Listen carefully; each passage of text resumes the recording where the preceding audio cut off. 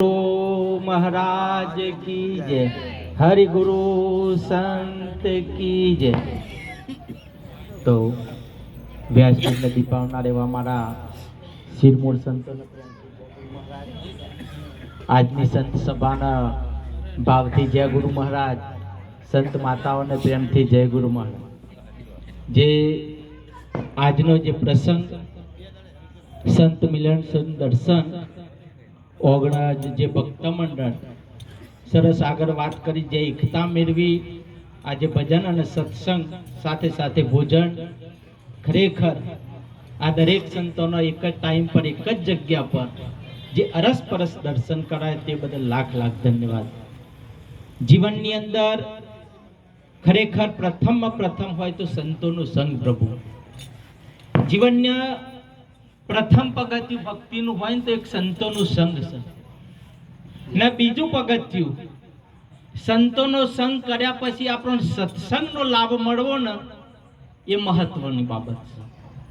અમારા ગુરુ મહારાજ તો એટલા સુધી કહેતા કે ધન ખર્ચે સહુ મિલે સત્સંગ મિલે નહીં। રામદાસ કહે કે એકવાર જીવનની અંદર કદાચ જો સત્સંગ મળી જાય તો ખરેખર આપણું જીવન ભાગ્ય ગણાય।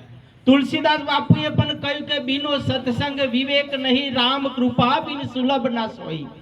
જ્યાં સુધી કે પરમાત્માની કૃપા ના થાય ત્યાં સુધી સંતનો ભેટો તો થતો નહીં।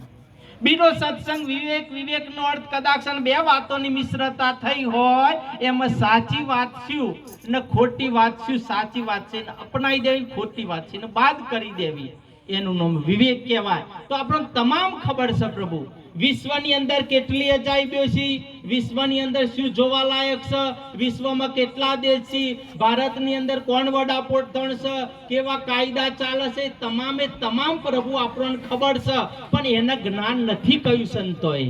જ્ઞાન કોને કહેવાય? આ પોત તત્વના શરીરની અંદર હું કોણ છું, તમે કેવા છો। દાખલા તરીકે આ હાથ મારો, પગ મારો ને છેવટ આપણે એમ પણ કહેતા હોઈએ છે કે આ શરીર પણ મારું, તો મારું કહેનાર એવું તત્વ સર્વ વ્યાપક છે એ કોણ છે એને જાણવું ને એને જ્ઞાન કહ્યું છે। પણ એ કોની પાસેથી જાણવા મળે? આપણા બલજીરામ બાપુએ સરસ વાત કહી કે જ્યારે સાચા સદગુરુ મળે। ગુરુ 7 પ્રકારના ગણાયા। પહેલા ગુરુ માતા પિતા, બીજા ગુરુ દૈયન, ત્રીજા ગુરુ નોમ ધરાવે, ચોથા ગુરુ વિદ્યા આપે, પાંચમા ગુરુ કે રોમ નોમ લખાવે, છઠ્ઠા ગુરુ કંઠી મારા પહેરાવે ને સાતમા ગુરુ એ તમામ તોડી નખાવે ને સદગુરુ કહેવાય। તો સદગુરુનું નિશાન શું? સદગુરુને ઓળખવા કેવી રીતે?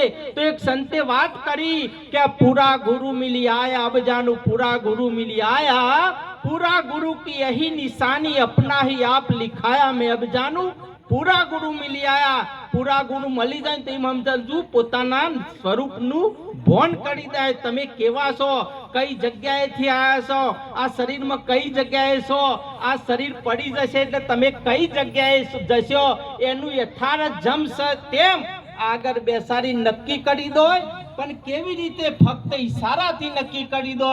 ગંગા સતીએ પણ પ્રમાણ આપ્યું કે સદગુરુના શબ્દોના થાવ અધિકારી, મેલી દો અંતરનું અભિમાન, માન મેલીને આવો મેદાનમાં, સમજો ફક્ત સદગુરુની શાન। કદાચ સદગુરુનો જો ઈશારો મળી જાય તો યથાર્થ જમ સત્યમ આ વસ્તુ પ્રાપ્ત થઈ જાય એવી છે। આટલું બોલી મારી વાણીના આટલા હું વિરામ આપું છું। બોલો સદગુરુ મહારાજ કી જય।